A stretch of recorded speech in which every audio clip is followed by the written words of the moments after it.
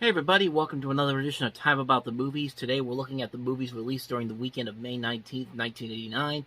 We got 4 movies to look at today, so let's go ahead and get right to it, starting with the most notable of the 4 new releases we'll be looking at today, Patrick Swayze in the cult classic Roadhouse.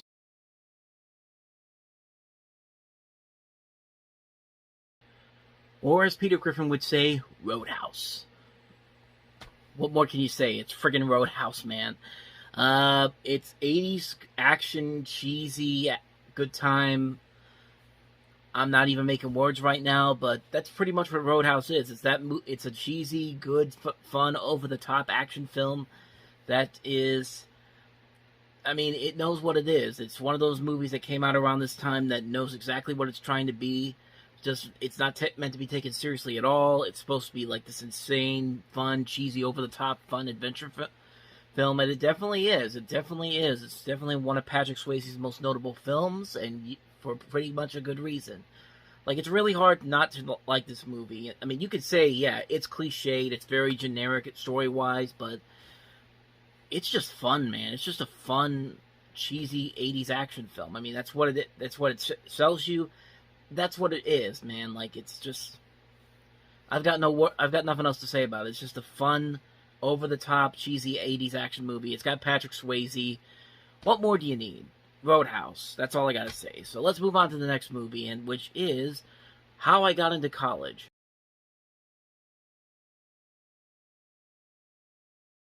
Remember when I said Roadhouse knew exactly what it was and what it was trying to be? Here's a movie that I think is trying to tell you what it's trying to be, but it's not really doing a good job at it. I mean, it's a comedy, but they sell it as more of as like a horror comedy in a way. You follow the movie's main premise is that you have this girl Jessica, played by a pre-practice Laura Flynn Boyle. Actually, this is pre-Wayne's World. She's in this movie.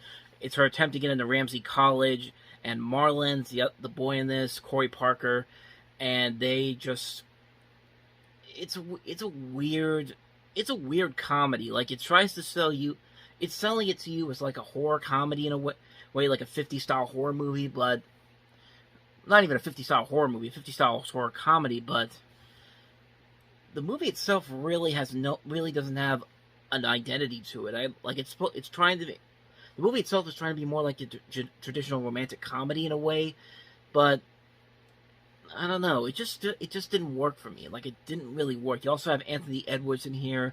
You got a lot of cameos from notable people. Tom Kenny has a cameo in here. It's his first film role. Of course, he would go on to play characters like SpongeBob and Cat Dog from Cat Dog and all those, and a lot of other people. You also have Charles Rocket in here, Brian Doyle Murray, Philip Baker Hall, Tashina Arnold, Phil Hartman, and Nora Dunner in this movie. Did I say Brian Doyle Murray? Brian Doyle Murray's in this because why not? But I mean, yeah. When I watched this movie the first time a couple of years ago, it really let me down. Like, I thought maybe this was going to be like, I thought there was going to be like a gag to it, but no, it's a straightforward story. I don't know why they would sell the movie this way that it is, but I didn't get any enjoyment out of it. I'm sure a lot of people didn't either. Not many people talk about it. There's probably a good reason why. So there you go. That's my thoughts on How I Got Into College. Let's move on to the next movie, which is Fright Night 2.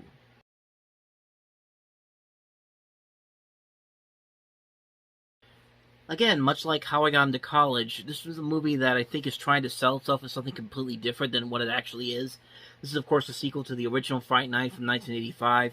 You only have Roddy McDowall and William Ragsdale reprising their roles from the first movie. And it's basically just the same movie as the first movie, except you have two different people in different scenarios, and it's just like it's a sequel that suffers from sequelitis. It's basically, like I said, it's just the same movie as the first one. I will say the visuals were pretty nice. The effects in this movie, the practical effects look pretty good.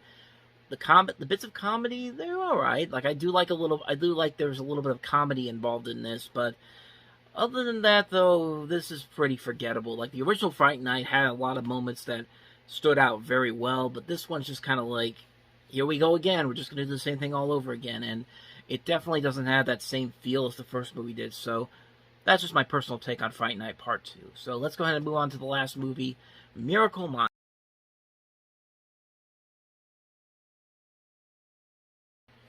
Interesting that this came out in the late 80s, considering that the start of the 80s, we had so many of these movies about the apocalypse and the end of the world. You know, The Day After and Testament and all those type of movies. Actually, this movie has been lying in development hell for the longest time. I read it was about 10 years. Warner Brothers was originally going to do it, but Warner Brothers wanted to make it a big scale movie, but Warner Brothers didn't want to trust this director, who was a first time director on here. And so he had to this director had to fund the movie himself, I think I'm pronouncing it right, Steve DeJarnot, I think it is.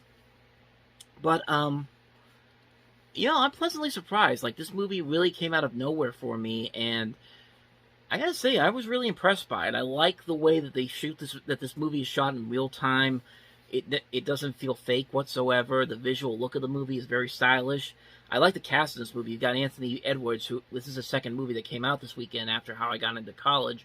You also have Mayor Willingham, Michaelette Williamson, Denise Crosby, Peter Berg, Kurt Fuller's in there, Lucille Bliss. And, yeah, I like the visual style of this movie. I like the way this movie looks. I like the way the film built up a lot of tension. There's a lot of great acting in this movie. It's definitely a very underrated movie. I don't think a lot of people really talk about it all that much, but yeah, I think it's a really good movie. You can definitely find it somewhere out there on Blu-ray or DVD. I highly recommend checking out Miracle Mile. It might be even online, too. I haven't checked as of right now, but if it is, I'd highly recommend checking it out. So that's my thoughts on Miracle Mile. There was one more movie that came out this weekend for Queen and Country, starring Denzel Washington. I was trying to find the trailer for it while I was looking for the trailers for the other movies that came out this weekend, but I couldn't find any. I could only find some clips, and, I mean, for the clips that I've seen on there, I mean, it looks alright. I'm not going to go into too much detail on it. I didn't even want to bother putting it in there if I can't find the trailer for it, so you can guys get a good idea of what this movie is. So, I just wanted to let you know that came out that weekend, too. So, other than that, that's going to wrap it up for this edition of Time About the Movies. Next time around, we get to the good stuff.